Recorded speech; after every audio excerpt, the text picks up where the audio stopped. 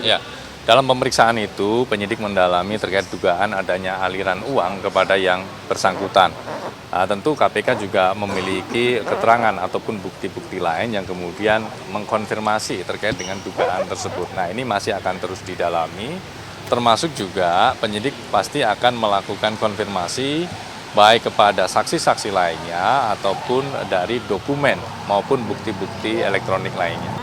Dan pejabat yang lebih tinggi dari KPP Madya. Ya, semuanya itu nanti akan didalami karena memang dalam proses penentuan tarif penilaian pemeriksaan PBB ini ada diduga konsultasi dari KPP Madya Jakarta Utara ini kepada pihak-pihak di kantor pusat Ditjen Pajak. Nah, itu seperti apa gitu ya, tahapan-tahapan dalam penentuan nilai pajak. Karena kalau kita melihat kembali konstruksi perkaranya, bahwa penetapan nilai PBB PTWP ini semula 75 miliar. Tapi kenapa kemudian turun drastis menjadi 15,7 miliar. Nah, bagaimana perjalanan atau proses-proses yang dilakukan di Ditjen Pajak, baik di KPP Madya Jakarta Utara maupun di Ditjen Pajak Pusat, khususnya di Direktorat PP, Peraturan Perpajakan, dan juga di Direktorat Ekstensifikasi dan Penilaian. Nah, ini peran-peran dari unit-unit di kedua direktorat itu seperti apa dalam proses penilaian dan pemeriksaan PBB yang dilakukan pada KPP Madya Jakarta Utara terhadap PT WP ini. Pak, kasus Pak Presiden nggak Mas, karena realisasi penerimaan pajak di 2025 itu kan tidak mencapai target gitu. Ada atensi nggak terkait penegakan hukum di sektor pajak ini?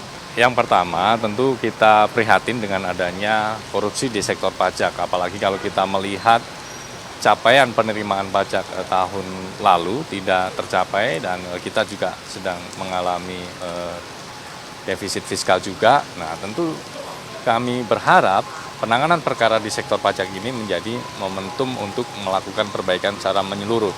Terlebih ini masih di awal tahun, sehingga kita masih punya spare waktu panjang bagi Kementerian Keuangan, bagi Ditjen Pajak untuk melakukan pembenahan, melakukan perbaikan, khususnya di ruang-ruang yang masih ada celah untuk kemudian wajib pajak dan fiskus atau petugas pajak ini terbuka peluang untuk melakukan negosiasi-negosiasi seperti itu. Karena kalau kita melihat dari perkara ini, 80% dari nilai awal pajak yang seharusnya masuk ke kas negara kemudian hilang ya, dari sekitar 75 miliar menjadi 15,7 miliar.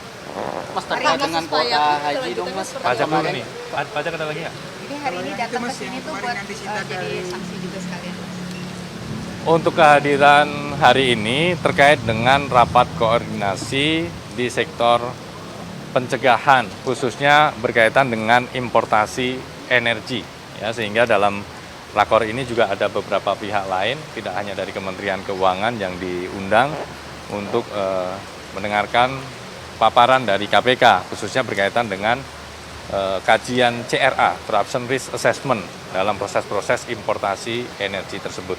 Jadi nggak ada hubungannya sama Amerika, Mas. Tidak ada hubungannya dengan perkara pajak, tidak ada. Tarif tadi Pak Erlangga katanya soal kebijakan tarif. Ya, diantaranya itu terkait dengan tarif resiprokal Indonesia Amerika. Hasil kajiannya apa sih, Mas? Ini masih dibahas, saat ini masih dibahas. Nanti kita akan jelaskan substansi lengkapnya seperti apa.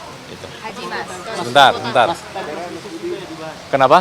Peraturan pemerintah soal Soal apa, Mas? Perpres bisnis dan HAM yang dirancang oleh Kemenko Perekonomian juga. Oh, terkait dengan penunjukan Pertamina atau apa? Peraturannya. Ya, ini kan dibahas juga terkait dengan proses-proses importasi ya oleh Indonesia gitu kan untuk energi yang ada di Amerika. Ya, merespon soal tarif juga. Urgensinya apa sih, Mas? Tingkat kerawanan korupsinya bagaimana sampai harus dipanggil ke KPK gitu? Ya, tentu kalau kita bicara resiko terjadinya korupsi, bisa jadi ini memang punya potensi resiko terjadinya korupsi yang cukup tinggi, sehingga kita melakukan langkah mitigasi di awal, melakukan pencegahan supaya tindak pidana korupsi ini tidak perlu terjadi. Kita cegah di awal, gitu kan, sehingga kita melakukan assessment terhadap resiko-resiko yang berpotensi muncul dalam proses-proses importasi energi ini. Pertama karena ada penunjukan langsung ya. Ya, diantaranya itu dibahas. Haji ya, soal haji, Haji Pak. Pak, kapan Pak? Sebentar, sebentar. Kapan ditahan? Sebentar, Haji nanti dulu. Ini Satu lagi terakhir yang soal kajian hari ini, dibahas juga nggak soal konflik Venezuela kan soalnya juga ada soal nanti kami akan cek ya, karena ini kan masih berlangsung. Pembahasannya masih berlangsung. Nanti tentu akan kami sampaikan secara lengkap pembahasan hari ini. Mas kemarin Sebentar. yang disita di Belum terinfo. Nanti kalau sudah ada info kami akan update.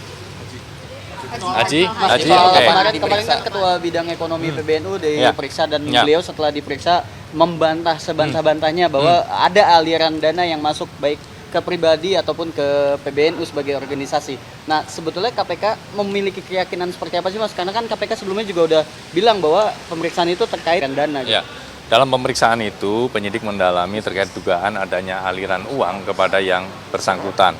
Nah, tentu KPK juga memiliki keterangan ataupun bukti-bukti lain yang kemudian mengkonfirmasi terkait dengan dugaan tersebut. Nah, ini masih akan terus didalami, termasuk juga penyidik pasti akan melakukan konfirmasi baik kepada saksi-saksi lainnya ataupun dari dokumen maupun bukti-bukti elektronik lainnya Tapi dugaan aliran dananya itu ke pribadi kepada atau- yang bersangkutan.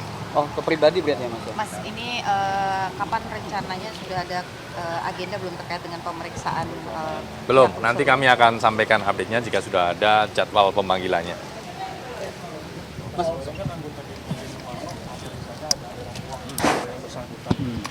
Itu kan ada udah didalami lagi nggak Mas? Numarnya itu menggunakan uang, apakah ada aliran uang ke partainya atau Ya. kemana lagi? Saat ini yang masih dilakukan pemeriksaan terkait dengan penerimaan yang dilakukan oleh Nyumarno dalam konstruksi dugaan suap ijon proyek di Kabupaten Bekasi ini.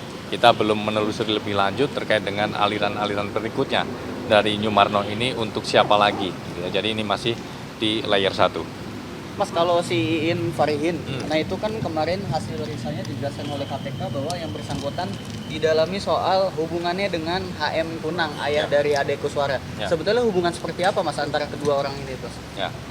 Yang pertama, dalam konstruksi perkara ini ditemukan dugaan fakta bahwa HMK ini dalam beberapa hal ikut dalam pengurusan di lingkungan pemerintah Kabupaten Bekasi, termasuk dalam hal pengadaan barang dan jasa. Oleh karena itu, dalam suap ijon proyek ini, aliran suap dari pihak swasta, yaitu saudara SRJ, tidak hanya kepada ADK sebagai bupati, tapi juga kepada HMK, yang mana HMK ini juga merupakan ayah dari Bupati ADK. Nah, kaitannya dengan Iin.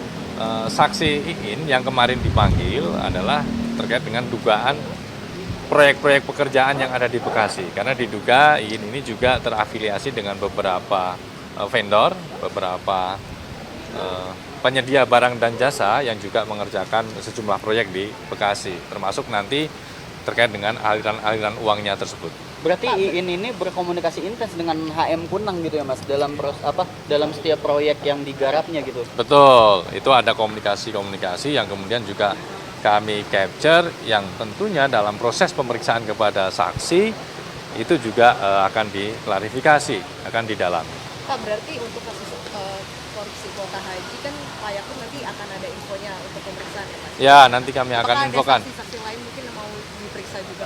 Nanti jika sudah ada jadwal untuk saksi lainnya, kami pasti akan update. Seperti hari kemarin, 2 hari berturut-turut KPK juga memanggil saksi-saksi lainnya untuk memberikan keterangan ya berkaitan dengan inisiatif pengambilan diskresi pembagian kuota haji, kemudian berkaitan dengan aliran uang, itu masih akan terus berlanjut penyidikannya. PBNU akan ada lagi saksi yang dipanggil. Nanti kalau ada kami akan sampaikan update-nya. Mas, satu lagi Haji, Ya. ketika dipanggil nantinya Yeceki dan Gus Alex, apakah pasti akan ditahan atau memang menunggu keputusan dari penyidik?